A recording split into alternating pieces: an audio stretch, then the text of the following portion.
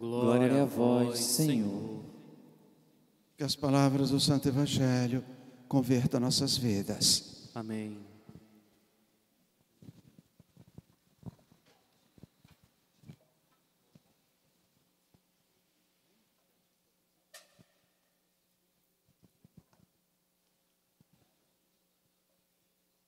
O Evangelho de hoje nos fala sobre o casamento, o matrimônio, como está tão evidente, tão claro.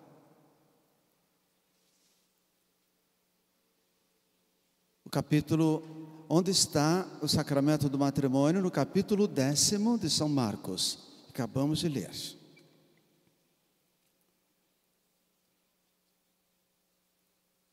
Quando se casa, se constrói uma família. E o que é a família? Daqui para frente, não sabemos o que vai se falar, o que vai se dizer sobre a família.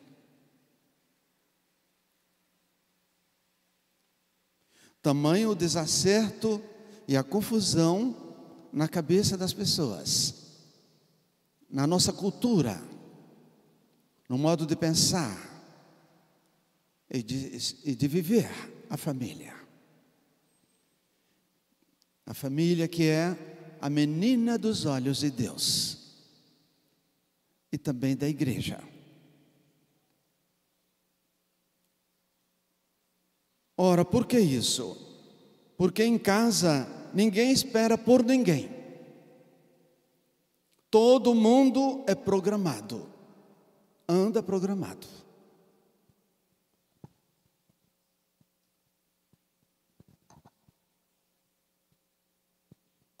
Ninguém gosta de ninguém, ninguém ama ninguém, ninguém perdoa ninguém, ninguém acolhe ninguém. Todos voltados para a internet, as redes sociais. Em casa, já não se olha para as pessoas, nem nas ruas, já observaram isso? Vão passando no sinal fechado, vão passando, a atenção está no celular. E não no trânsito, e não nos perigos que nos rodeiam. Mas isso é comum se ver a cada momento. E isso é uma doença, uma doença. Não se olha, não se vê, não se escuta, não se tem tempo para conversar, para acolher, para amar, para viver a família, para viver o matrimônio. Não se tem tempo. As redes sociais tomaram o lugar, o espaço dessa realidade tão sagrada, que é a casa, a família, a convivência do lar. Porque casa é uma coisa, lar é outra. A casa é o espaço físico, como essa quadra aqui, é uma casa construída. Casa feita de alvenaria. Casa não é lar. O lar se constrói dentro da casa. É diferente. Está dentro de casa. É lá onde se constrói a nossa vida. A convivência, onde se aprende a amar, a ser gente, a respeitar, a ouvir, a escutar, a compreender.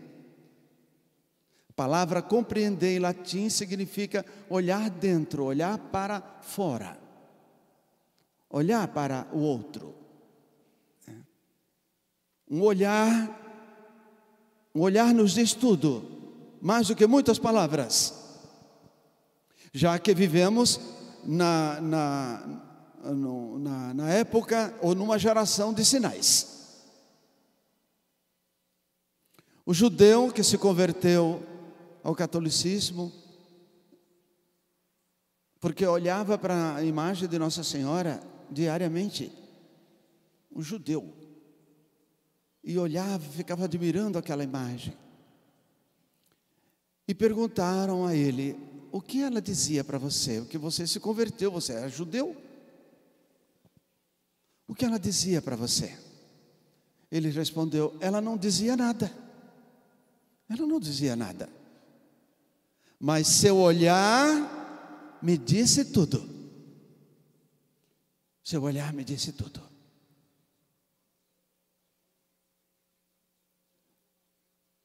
O nosso olhar diz muita coisa.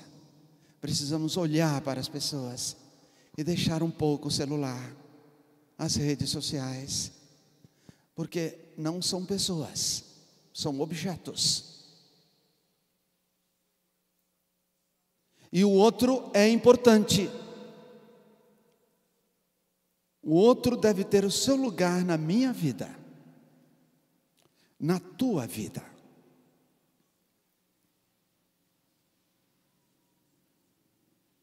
Ora, pode o marido despedir a mulher por qualquer motivo?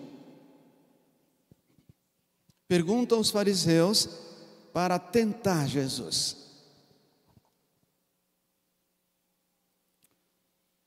Por que isso? Porque todos estavam de acordo que se podia despedir a sua mulher. A cultura judaica sempre foi uma cultura muito patriarcal e machista. A mulher era uma serviçal. Coloca o avental, faz a comida, faz isso, faz aquilo, depois você pode ir embora. Uma serviçal. Tem muita gente fazendo isso ainda.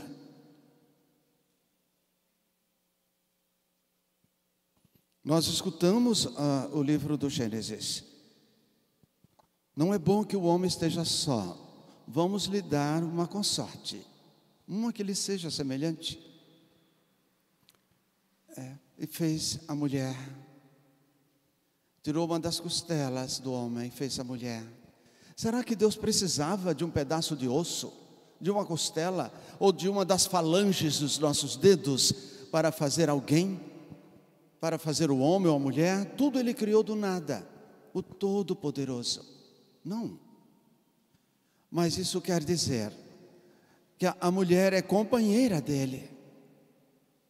E tem muita gente que ainda não entendeu isso.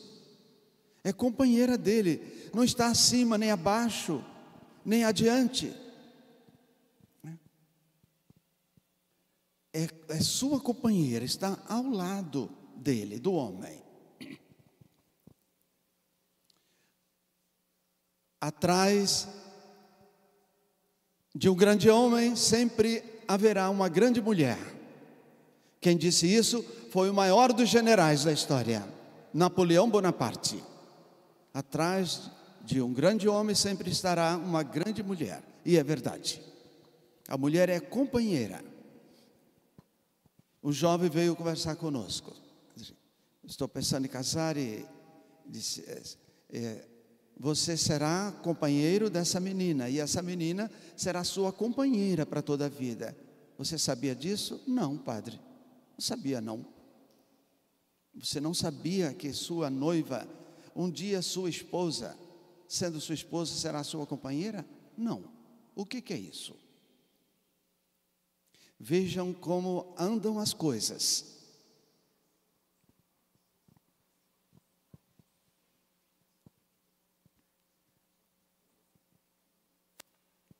Se discutiam as razões que justificassem o divórcio e querem uma resposta de Jesus.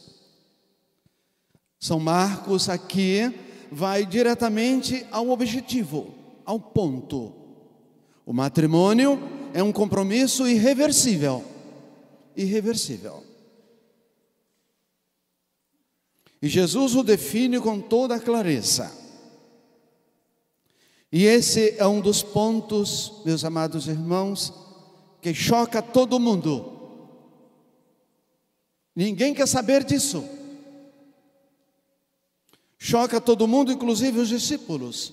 E Jesus se escandaliza em ver a atitude dos discípulos, que eles ainda têm a mentalidade antiga, a mentalidade de seus pais, da sua cultura. Despedir a mulher por qualquer motivo.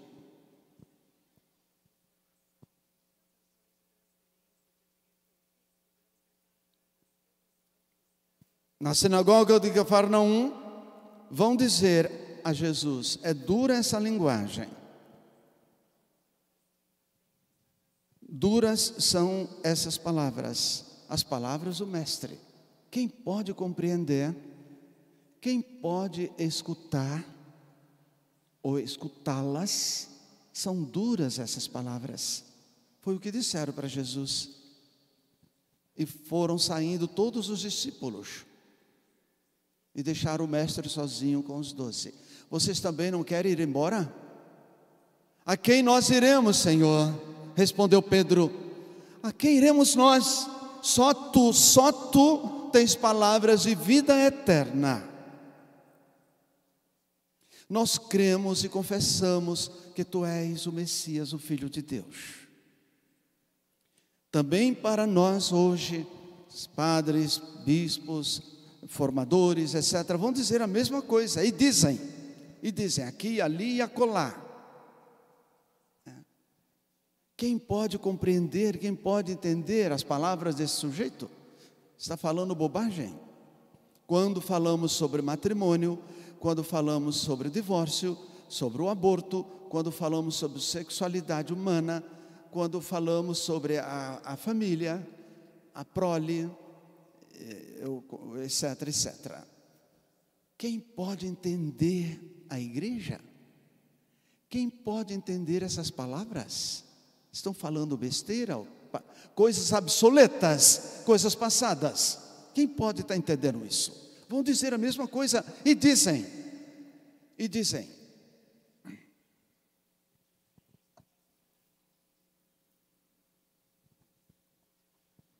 Quero colocar um ponto importante. Quando nossos filhos vão fazer encontros, e fazem retiros, estão programando fazer o retiro de carnaval, encontros daqui, dali, dacolá, nossas crianças e adolescentes e jovens. Quem é que fala desses assuntos para eles? Quem é? Esse é um ponto de interrogação e um esclarecimento, uma advertência ao mesmo tempo. E vão chamando esse ou aquele casal,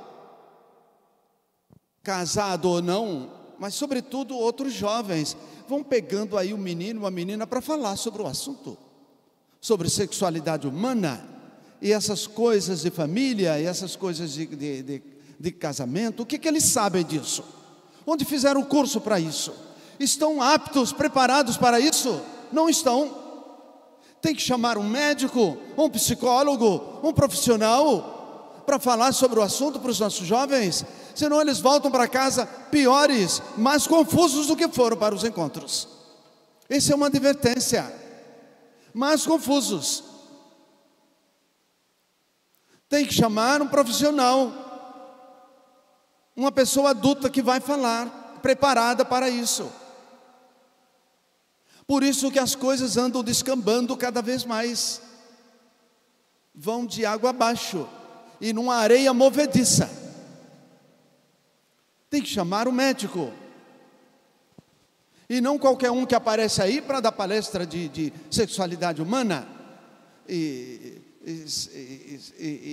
outras coisas importantes que tocam a pessoa, o indivíduo, a personalidade humana. Caramba. Sim, é dura essa linguagem, mas tem que ser dita e tem que ser escutada, porque nós temos a verdade que as pessoas precisam escutar, meus amados irmãos. Nós temos a verdade que as pessoas precisam conhecer, e nós não fazemos isso.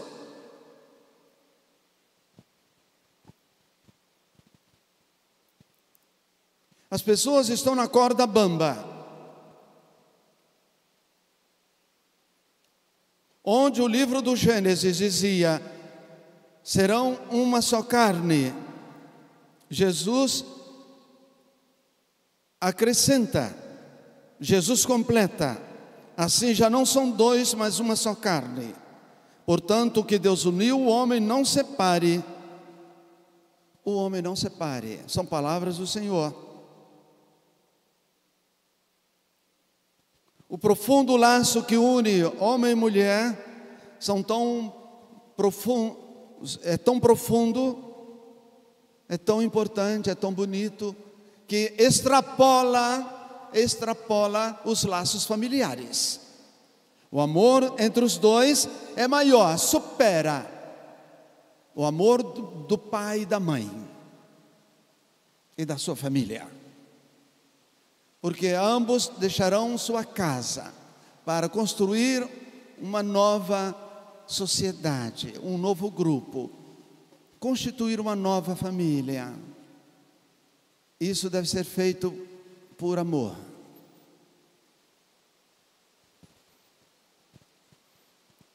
Que extrapola os laços familiares, como acabei de dizer.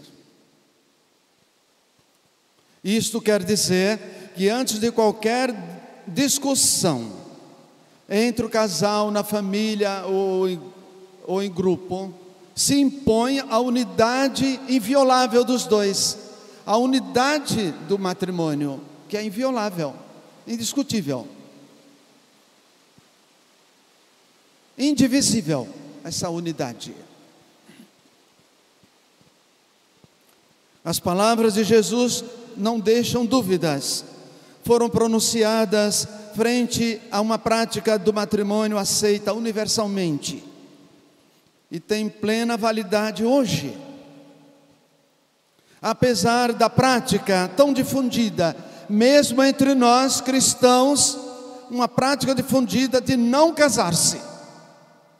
De não casar-se. Para que casar? É o que se fala. Por quê? Porque as pessoas têm medo dos compromissos definitivos.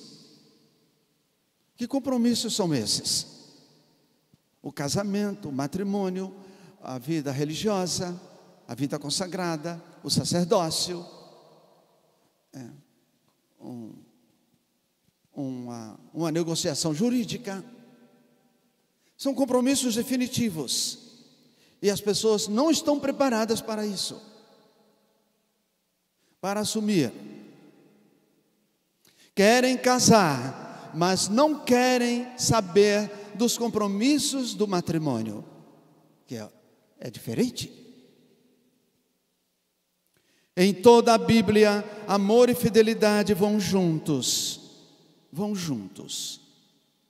O amor jamais envelhecerá, mas amadurecerá.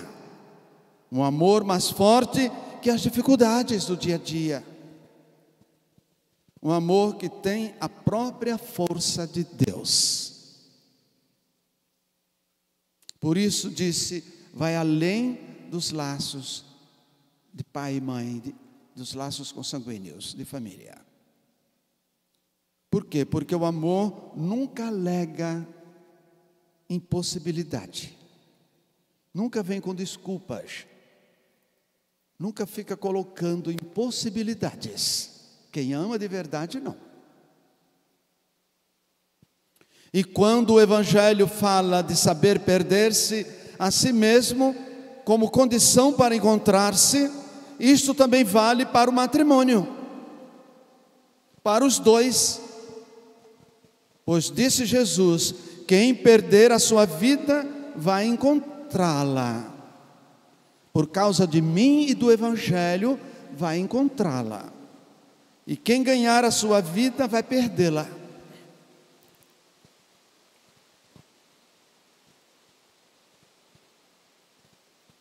O termômetro que mede a saúde de uma família é o mesmo que mede a saúde de uma sociedade e da comunidade eclesial.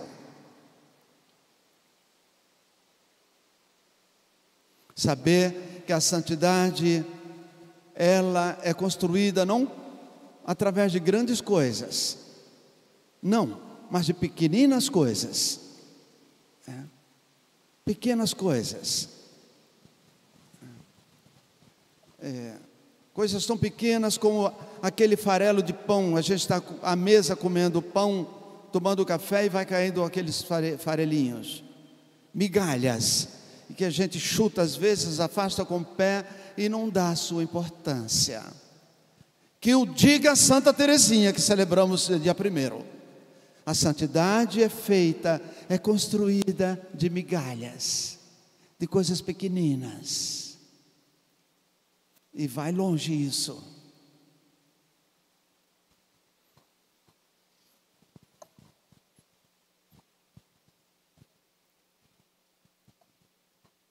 Não é possível você gostar mais do seu cachorro, do seu cão e do seu gato do que da sua companheira e da sua esposa e da sua família. Isso não é possível. Amém.